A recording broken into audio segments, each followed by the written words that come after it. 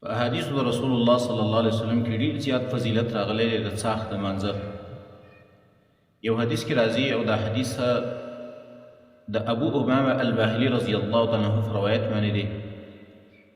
ابو امامه الباهلي رضی الله تعالی عنه فرمایي وی رسول الله صلی الله علیه وسلم فرمایلی دی چې ومن خرج الى تسبیح الضحى، څوک چې د خپل کور نه راووتو د څاښت د مانځه لپاره، لا ينصبه الا اياه، مقصد یې صرف د څاښت مونځ دی، بل څه مقصد او غرض یې نشته دی، صرف خالص د څاښت د مانځه د وجې نه د کور نه بهر راووته روان شو، نو رسول الله صلی الله علیه وسلم فرمایي فاجره کاجر المعتمر، دې سړي ته دومره اجر میلاو شو لکه چا چې عمره کړي، د عمرې دومره اجر ورته میلاو شو.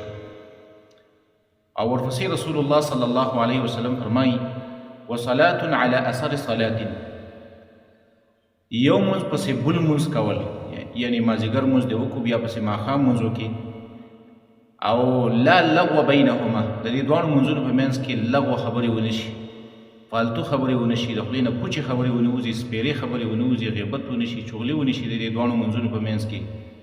نو رسول الله صلی الله علیه وسلم فرمایي کتاب فی علیین، د دې سړي دا نوم ولیکلی شي په علیین کې.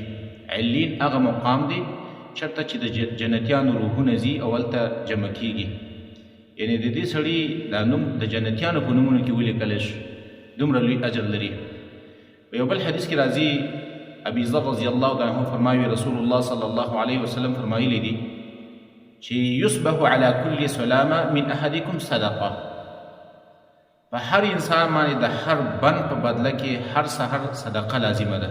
انسان په وجود کې چې څومره بندونه دي نو دا په هر یو انسان باندې لازمه ده چې د هر بند په بدله کې دا صدقه ورکړي.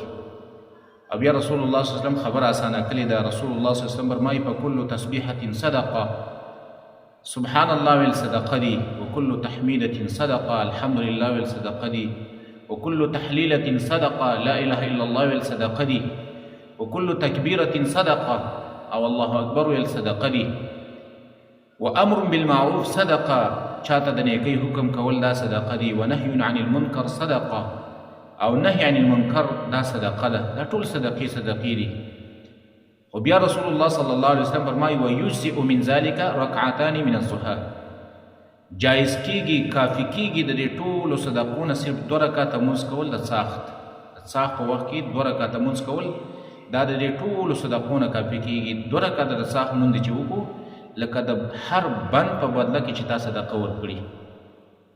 یو بل حدیث کې راځي ابي ذر رضی الله تعالی عنه فرمایي وی اوصانی حبیبی صلی الله علیه وسلم، ما تخپل حبیب صلی الله علیه وسلم وصیت کړی دی بثلاث، په 3 خبرو باندې، لن ادعهن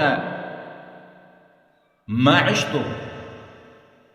ابي درداء رضی الله عنه فرمایي دا به زه چېرته پرېنږدم تر څو چې زه ژوندی یم، یعنې دا 3 خبرې به زه همیشه کوم. یو رسول الله صلی الله علیه وسلم ما ته حبیب خپل رسول الله صلی الله علیه وسلم دا وصیت کړی دی چې بصیام 3 ایام من کل شهر، چې هر میاشت کې 3 روژې نیسه، دا یو. دویم وصلات الضحى، او وصیت یې راته کړی دی د څاښت د مانځه په باره کې چې د څاښت مونځ کوه، دا به وایي زه چېرته پرېنږدم. او وبان لا انام حتی اوتر،